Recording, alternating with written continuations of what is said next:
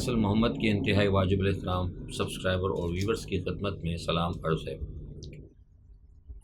آج کی خبروں اور تجزیوں میں سب سے پہلے ہم تھوڑا سا روس اور یوکرائن کے بارے میں آپ سے ذکر کر دیتے ہیں۔ ایک دو چار دن سے ہم نے اس پہ خبر اس لیے نہیں دی تھی کہ ہم تھوڑا سا کچھ معلومات کر رہے تھے۔ روس اور یوکرائن کے درمیان جنگ جو ہے اس وقت چل رہی ہے اور اس میں آہستہ آہستہ تیزی آتی جا رہی ہے۔ یوکرائن بلا شبہ بڑے حملے کر رہا ہے اور لیکن روس جو ہے جواب دے رہا ہے۔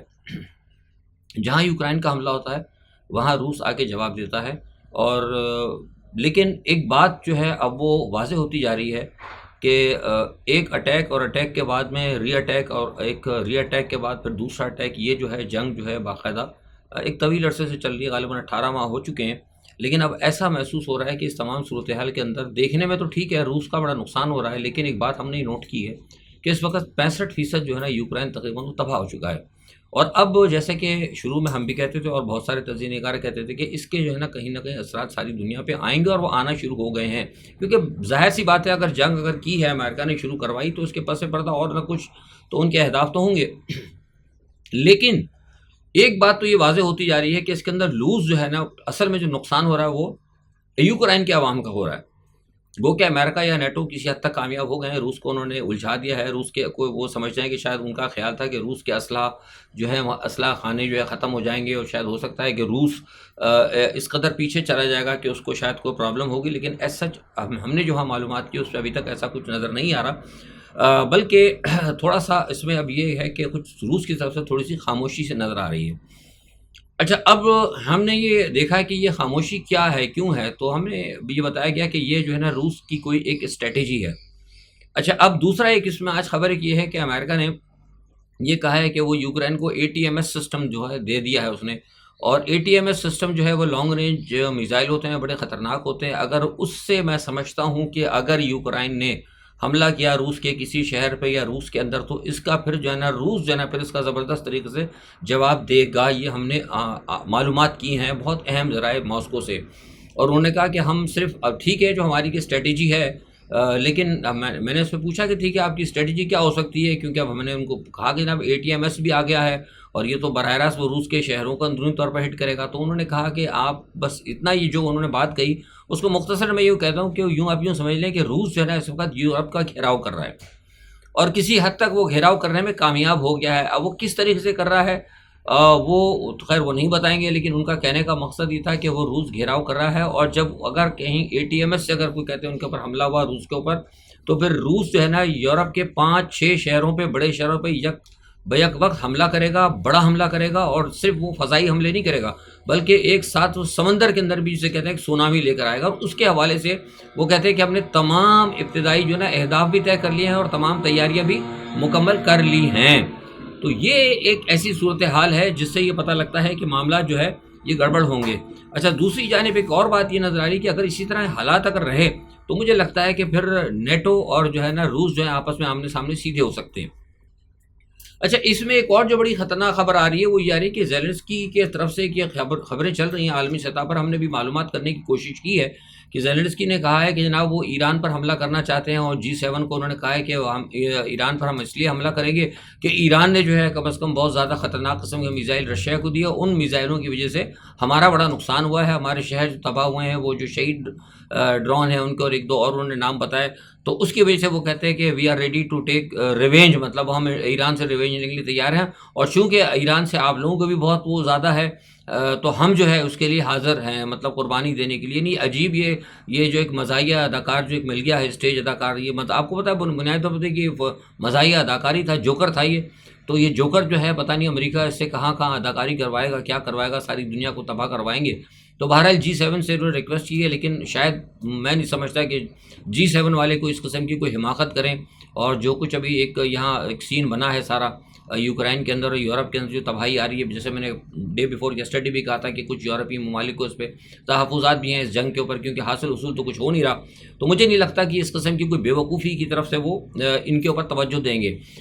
اور ظاہر سی بات ہے کہ اگر جب بات انہوں نے اس طرح کی ہے تو اس کے اثرات جو ہے ساری دنیا پہ تو ہوتے ہی ہیں، اور پھر یہ کہ آذربائیجان آرمینیا کے حوالے سے بھی کچھ معاملات جو ہیں گڑبڑ ہیں تھوڑے سے، کیونکہ آذربائیجان نے جو ہے وہ جو نگورنو قراباغ جو ہے اس کا تقریباً پورا محاصرہ وہ کر چکے ہیں، اور اب ہمیں یہ کل بتایا گیا تھا رات کو جب میں نے میسیج کیا تو ہمیں وہاں سے پتہ لگا آذربائیجان سے، انہوں نے بتایا کہ نگورنو قراباغ میں تو خیر کوئی نہیں ہے، لوگ ہیں کورسپونڈنٹ لیکن وہاں کسی سے بات ذرا مسئلہ ہوتا ہے، ایک تو بڑی پرابلم ہے وہاں سے، لیکن جو آذربائیجان سے پتہ لگا وہ یہ ہے کہ انہوں نے تقریباً قبضہ کر لیا ہے نگورنو کے اوپر، انہوں نے کہہ دیا کہ جتنے بھی لوگ ہیں آرمینیا کے وہاں سے چلے جائیں، اور اب انہوں نے کہا کہ وہاں بالکل بھی کوئی گنجائش نہیں ہے کہ مطلب نگورنو قراباغ کے اوپر آرمینیا کی کسی بھی قسم کی کوئی مطلب پریزنس جو ہے وہ ہو سکتی ہے۔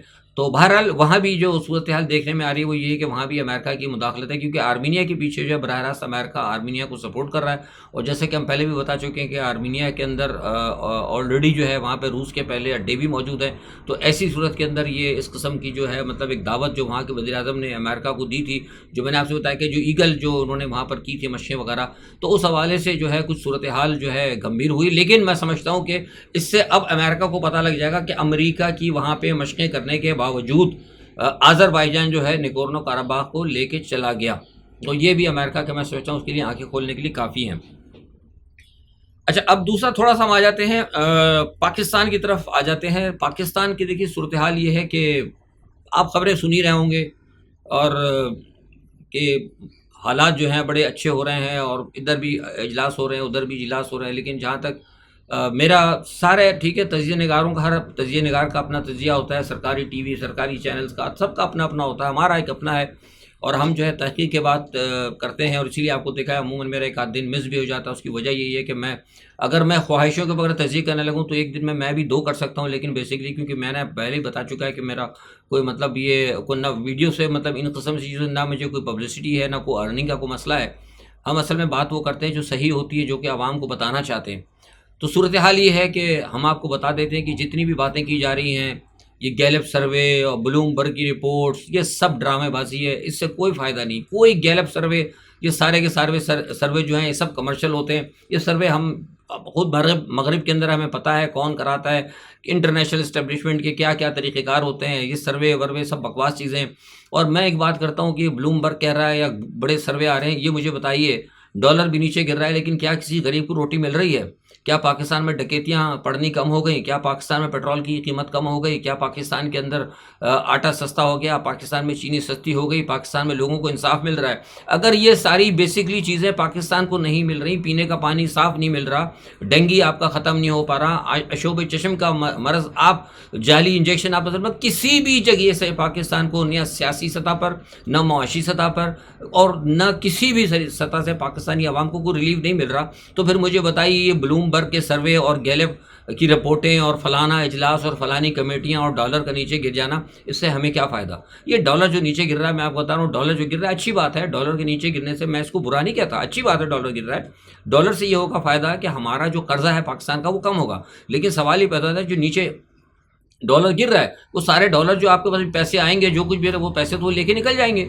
ابھی آپ نے جو 1 ارب روپیہ ابھی آپ نے جو IMF سے لے لیا ہے، اور جو آپ نے معاہدہ کیا ہے، جس معاہدے کو عمران خان نے اپنے ملک دشمن قرار دے کے توڑا تھا، اس کا جو اب آپ نے وہ بھی دینا ہے، اس کے 1 ارب 1.25 ارب روپے لے کے آپ نے تقریباً 12 ارب روپے دینے، تو 12 ارب روپے کہاں سے دیں گے آپ؟ یہ اسی طرح ہی دیں گے نا، ڈالر کو نیچے گرا کر لا کے جو ادھر ادھر پکڑ رہے ہیں، چوروں کو پکڑ رہے ہیں۔ بھائی یہ چوروں کو جو آج آپ پکڑ رہے ہیں تو یہ پہلے کسی سول گورنمنٹ کے درمیان کیوں نہیں پکڑا گیا؟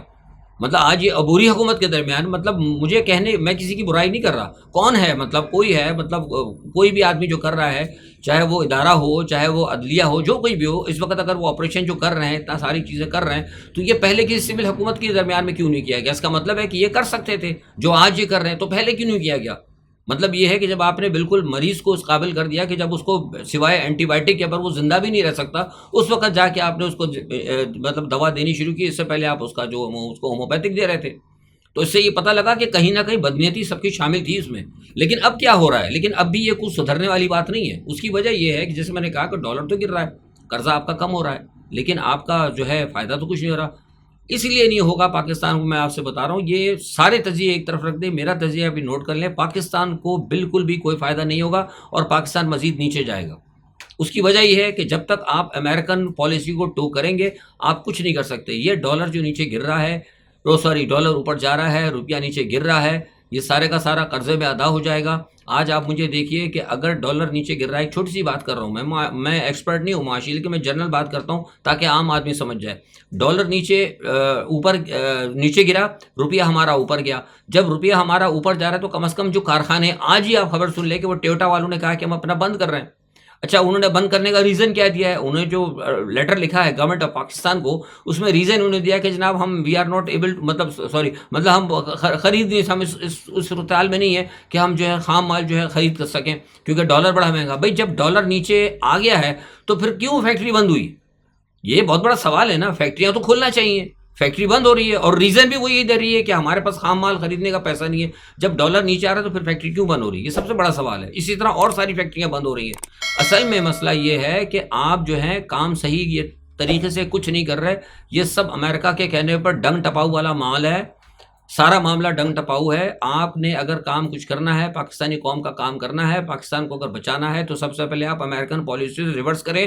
اور سب سے پہلے یہ جو امریکہ کی طرف سے، جو مغرب کی طرف سے دی ہوئی جو آپ جو معاہدے IPPs کے کرائے تھے، اس کو پکڑیں. آپ آج تک آپ نے IPPs کے خلاف کارروائی نہیں کی. یہ اس IPPs میں ہزاروں دفعہ بتا چکا ہوں کہ اربوں خربوں پاکستانی قوم کو بھوکا مارنے والے IPPs ہیں.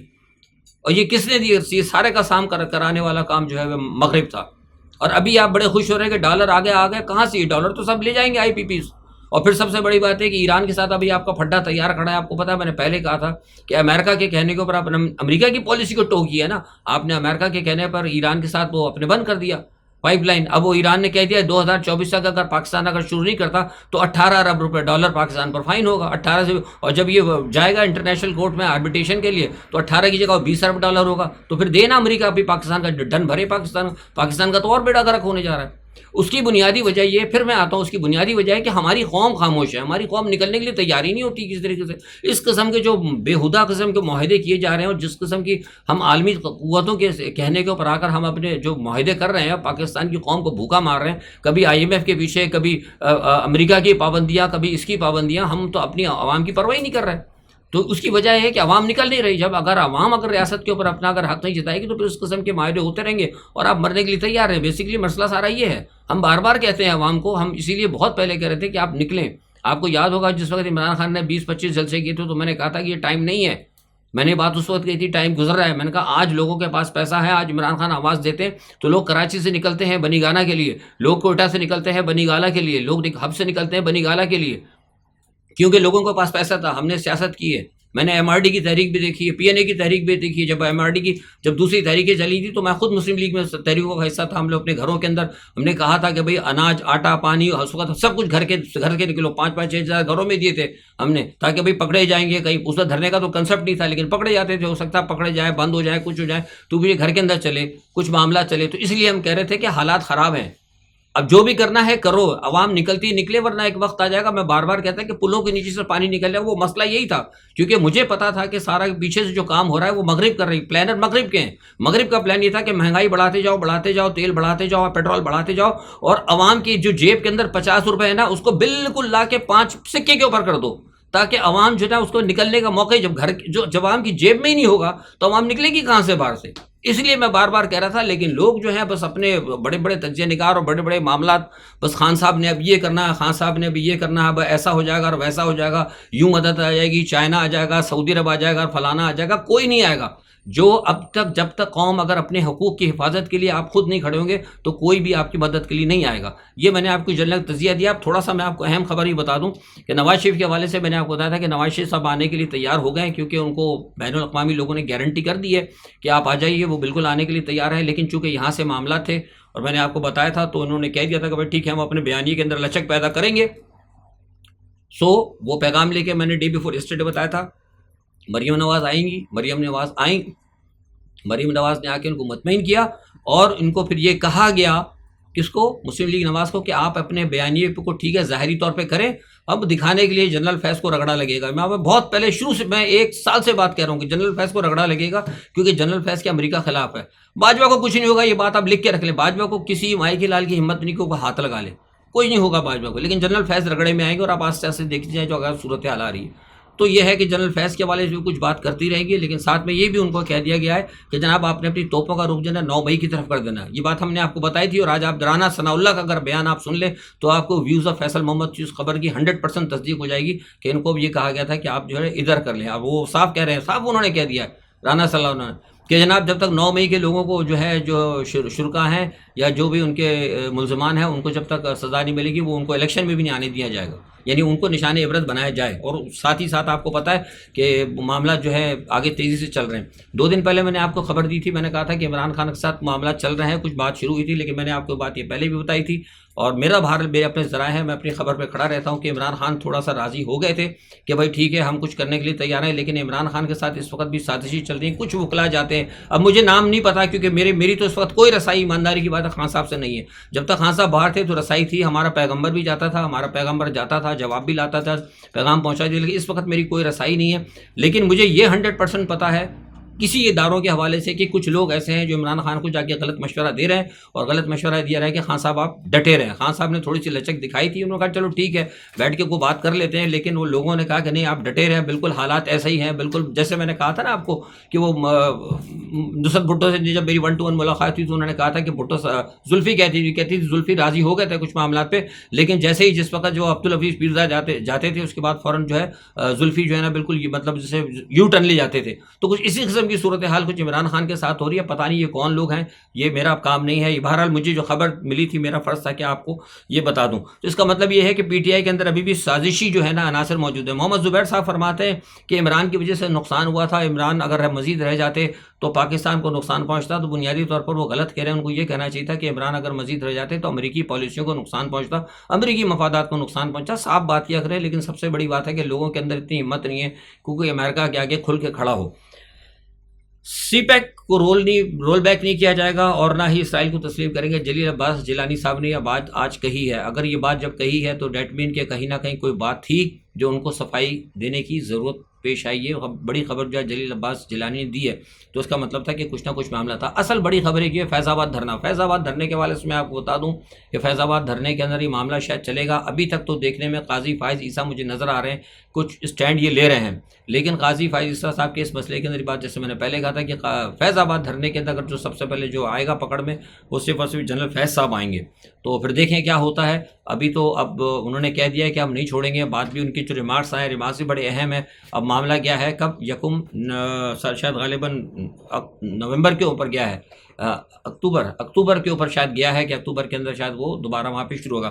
اچھا آخر میں ایک بڑی اہم مزیدار خبر بتا دوں کہ مرتضیٰ وہاب صاحب جو ہے جو پی پی کے جو میئر ہیں انہوں نے کہا ہے کہ جناب وہ جو کتے کے جو کاٹنے کی جو ہے نا ویکسین جسے جو ریبیز کا جو کہتا ہے اینٹی ریبیز ویکسین جو ہے وہ لوگ جو ہے لگوائیں اور ان کو فوری طور پر ریبیز کے لیے جانا چاہیے. کیونکہ میرے معلومات کے مطابق اس وقت صرف کراچی کے اندر تقریباً 60,000 سے اوپر لوگوں کو کتے کے کاٹنے کا ہوا ہے، لیکن انہوں نے کہا کہ وہ لوگ جائیں اور جا کے فوری طور پر اینٹی ریبیز لگائیں. اور انہوں نے کہا کہ ہم بڑی ایک خطیر رقم خرچ کر رہے ہیں تاکہ جو ہے نا کتوں کی نسل بندی کرا دی. یعنی عجیب بات ہے کہ زرداری خاندان کی ایک خاتون نے امریکہ سے معاہدہ کر لیا تھا کہ جناب وہ کتوں امریکہ نے ایک مغرب کی تنظیم ہے ان کے ساتھ معاہدہ کر لیا کہ ہم کتوں کو نہیں ماریں گے، بھلے ہمارے کتے ہمارے بچوں کو کاٹ لیں، ہمارے بچے مر جائیں اور مر رہے ہیں لوگ، لیکن ہم ان کو نہیں کاٹیں گے، ہم ان کی نسل بندی کرا دیں گے، ان کو کہیں لے آ کے جنگلوں میں چھوڑ دیں گے، لیکن ان کو ماریں گے نہیں.